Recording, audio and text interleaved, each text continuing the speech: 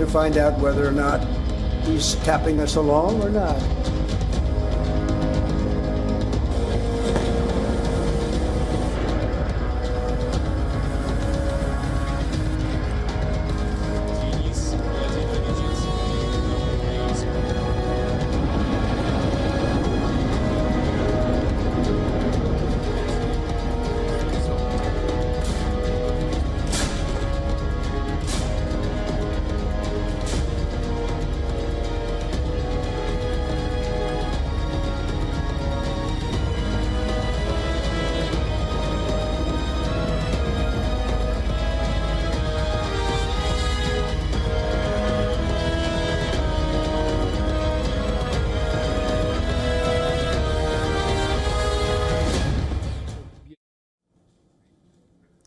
Our top focus on gravitas today. Trump's 2-week clock is ticking. Is Putin using that time to press his advantage? That's the big question we are asking tonight on the show. This, as Russian forces ramp up their assault in northeastern Ukraine. US President Donald Trump has effectively set a 2-week deadline for Vladimir Putin, warning of a different response if the Russian leader keeps stalling any kind of peace efforts between Russia and Ukraine. Do you believe the Russians are being disrespectful when they say that your criticisms of Putin are simply an emotional response? And do you still believe that Putin actually wants to end the war? I can't tell you that, but I'll let you know in about 2 weeks. Within 2 weeks, we're going to find out very soon. We're going to find out whether or not he's tapping us along or not. And if he is, we'll respond a little bit differently, but it'll take about a week and a half, 2 weeks. Trump has so far held back on new sanctions, saying he does not want to jeopardize chances of a ceasefire. This even as he accused Putin of intentionally playing and delaying negotiations and expressed disappointment over renewed Russian bombing.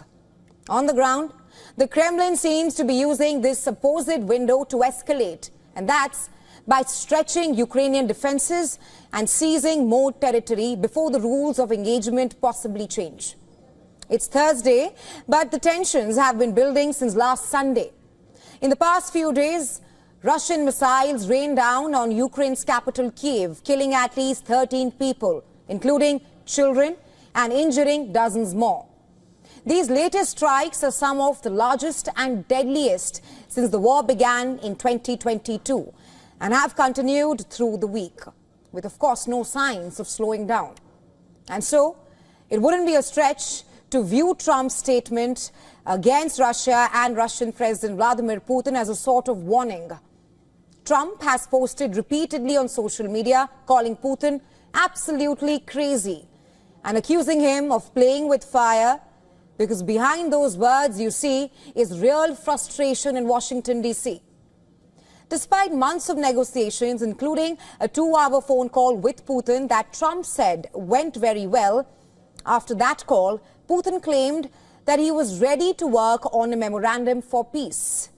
But the tensions on the battlefield have not died down. Both the sides have escalated attacks. Instead of backing down, they have accused the other of escalating. Russia has unleashed a wave of drone and missile attacks, and that so-called memorandum, which Putin said they're working on, that is still missing. Trump now says the US will know within 2 weeks if Putin is, and I'm quoting him here, tapping us along, and warned that if he is, the US response will change. But that raises another question. What will Trump's response be? Another round of sanctions against Russia? Well, that has not proved effective in the past. What's the guarantee it will work now? The White House insists that all sanctions from the Biden era are still in place. But critics say the current approach taken by Trump has only emboldened the Kremlin without containing the hostilities. Even Trump's own remarks suggest doubt. He recently posted that something has happened to Putin, comments that the Kremlin saw as an emotional overload. This week, Trump's rhetoric has escalated again. He has said lots of bad things would have happened to Russia If not for his involvement, comments met with sharp rebuttals from Moscow.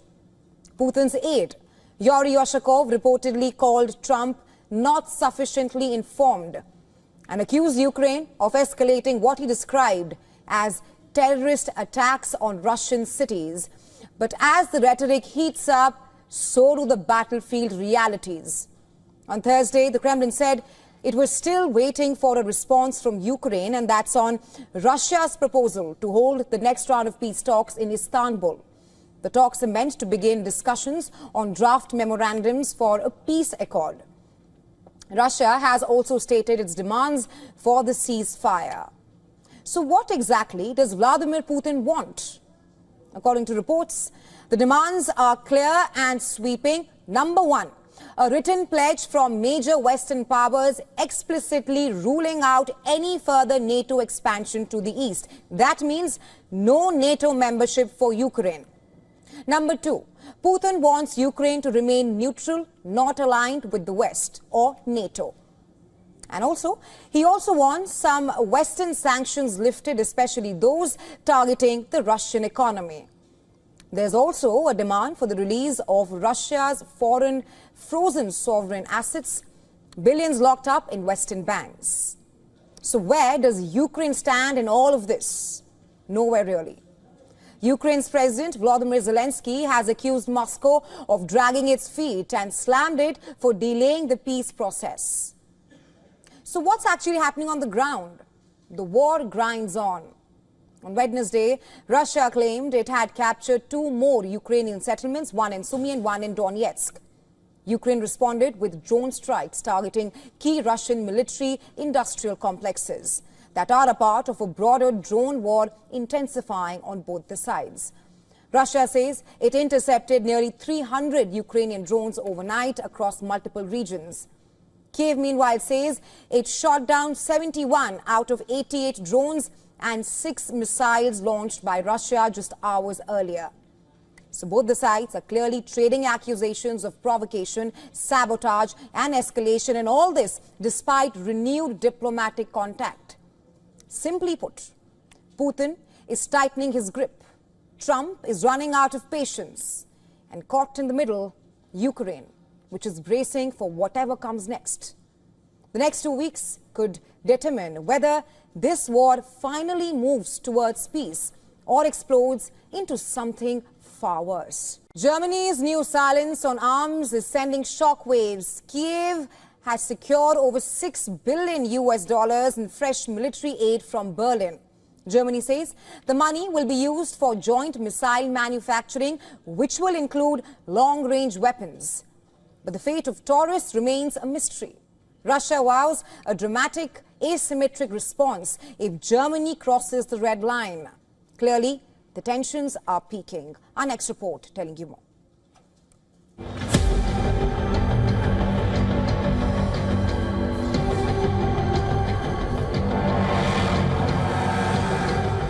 As the battles intensify across eastern Ukraine, Germany has introduced a shift in its stance. Breaking from the West's usual arms shipment announcement, Berlin now declares it will no longer publicly confirm what weapons it supplies to Kiev.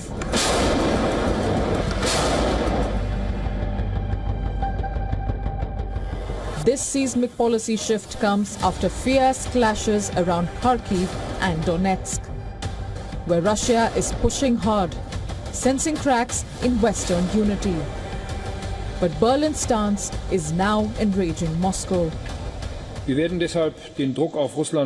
will continue to increase the pressure on Russia. We are doing this in order to weaken the war machine of Moscow. But we are doing it also to open to path to negotiations. Chancellor Merz's government has lifted all range restrictions on arms sent to Kiev, empowering the Ukrainian forces to strike military targets deep inside Russia, a move that has drawn a sharp warning from Moscow.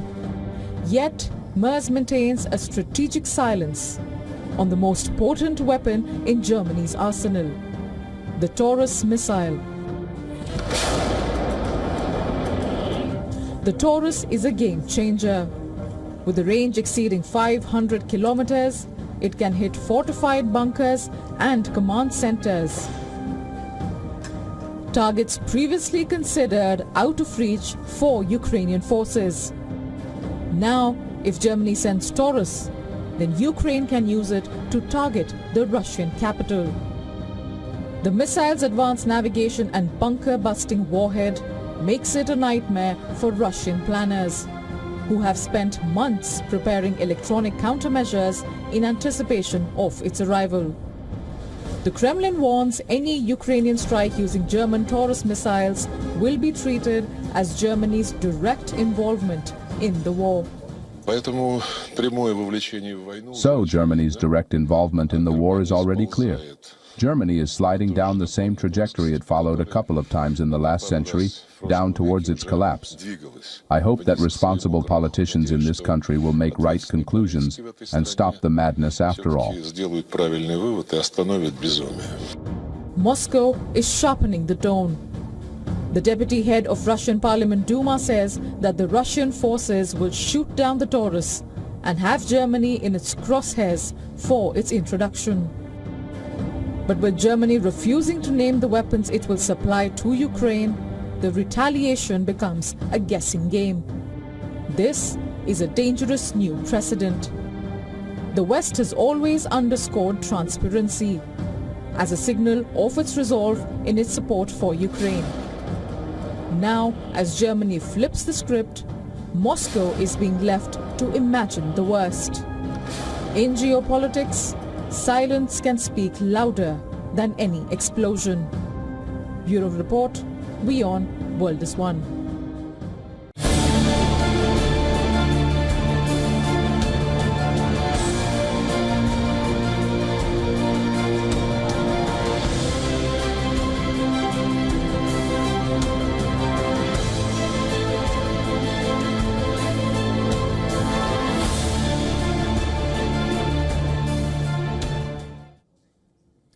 We now turn our attention towards a renewed surge in hostilities between the United States of America and China. An escalation that could wreck the already fragile trade truce between the world's two largest economies, which was only recently agreed upon. To put it simply, US President Donald Trump has thrown two aggressive punches at China, number one, targeting Chinese tech companies, and number two, Chinese students. Let's first start with the first blow.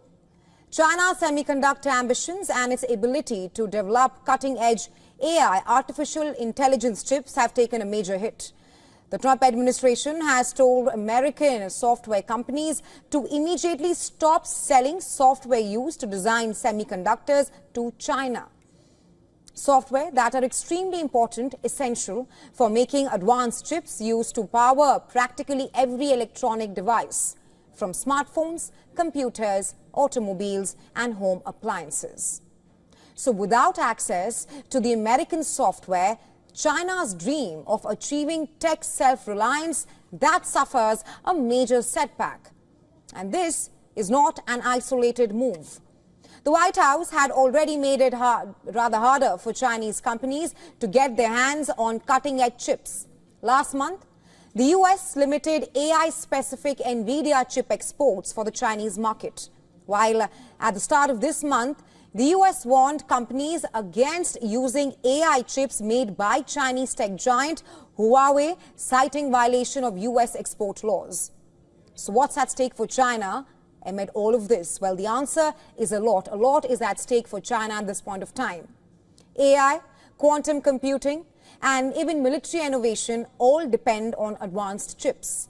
That's why the Chinese government has poured billions of dollars into its semiconductor industry, aiming to strengthen domestic manufacturing and become less reliant on America. And then there's the second punch. And this time, this punch affects thousands of Chinese families. US Secretary of State Marco Rubio has announced that America will begin aggressively revoking student visas held by Chinese nationals. The Trump administration singled out Chinese students working in critical fields and students having any connection to the Chinese Communist Party. At one point, Chinese students represented the largest foreign student population in America, topping nearly 372,000 during the 2019-2020 academic year. In fact, since 2009, Chinese nations made up the highest number of global students in the US, until they were surpassed by India last year. It is estimated that over 270,000 Chinese nationals study at American colleges. A Chinese foreign ministry spokesperson accused the United States of weaponizing national security concerns to suppress and discriminate against Chinese citizens, calling the visa revocations politically motivated and a deliberate attempt to damage cultural and educational exchanges between the US and China. The U.S. has unreasonably canceled Chinese students' visas under the pretext of ideology and national security, which has seriously damaged the legitimate rights and interests of Chinese students and disrupted normal cultural exchanges between the two countries. China firmly opposes this and has lodged representations with the U.S. This politically discriminatory practice by the U.S. exposes the lie of so-called freedom and openness that the U.S. has always touted. Now, all of this puts the trade truce between the US and China in a limbo. The 90-day window to resolve trade issues between Washington and Beijing is closing fast, and with each policy move, the odds are only becoming more difficult. Trump's war on China isn't being waged in battlefields at this point of time. It is unfolding in classrooms, in research labs, and down the global tech supply chain. This entire matter between the two countries is no longer restricted to being just a trade dispute at this point of time.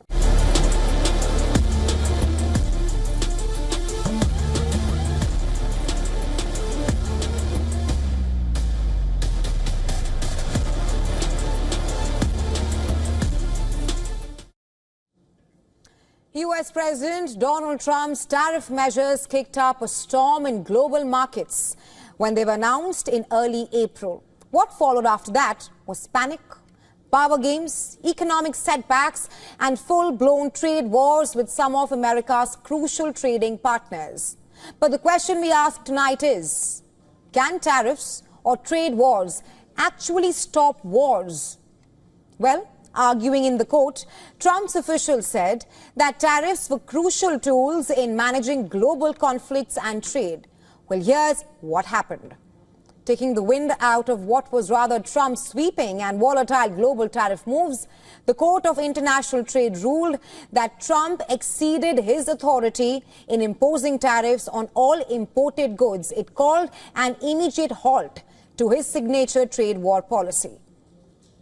The court also said that the U.S. Constitution gives the Congress exclusive authority to regulate commerce with other countries, one that is not overridden by the president's emergency powers to safeguard the U.S. economy. The court also cited grounds of illegality to dismiss Trump's blanket tariff orders issued since January this year, with the final trigger being Trump's Liberation Day tariffs that stood invalidated with immediate effect. Not just that, the court also ordered the Trump team to issue fresh orders reflecting the change within a span of 10 days. The court's decision created ripple effects, with financial markets cheering the ruling. The US dollar surging against currencies such as the euro, yen and the Swiss franc in particular, and Trump's trading partners, especially China, rising to the occasion to capitalize on this move, urging the US to end its erroneous practice of imposing unilateral tariffs. China always maintains that there are no winners in a trade war and that protectionism offers no way out. Since the unilateral tariffs were introduced by the U.S., not only have they failed to resolve any of its own issues, but they have also severely undermined the international economic and trade order and business operation and people's daily lives and consumption.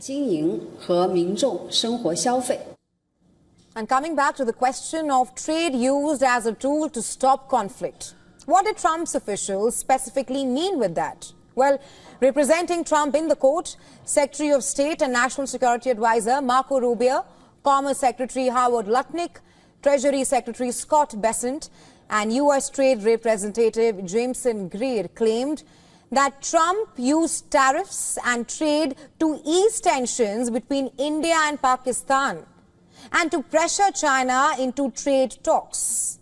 Lutnick said, and I'm quoting him here, the ceasefire understanding between India and Pakistan was only achieved after Trump offered trading access to the two nuclear-armed neighbors. The top officials even claimed that if Trump's tariffs don't secure a legal win, it could lead to China acting out, as well lead to India and Pakistan resuming the military actions. They also told the judges that the U.S. government believes that Trump's actions help secure a fragile peace between India and Pakistan. This is a claim clearly refuted by India yet again.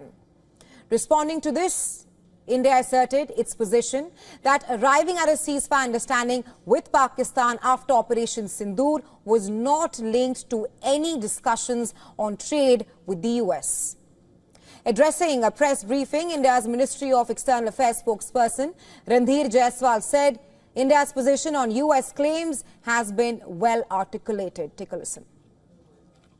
From the time Operation Sindoor commenced on 7th May, till the understanding on cessation of firing and military action on 10th May, there were conversations between Indian and US leaders on the evolving military situation. The issue of trade or tariff did not come up in any of those discussions. This is, by the way, not the first time that Trump has claimed credit for brokering peace between India and Pakistan. On May 10th, when India and Pakistan reached a ceasefire, Trump was quick to comment that he, in fact, had mediated the peace deal.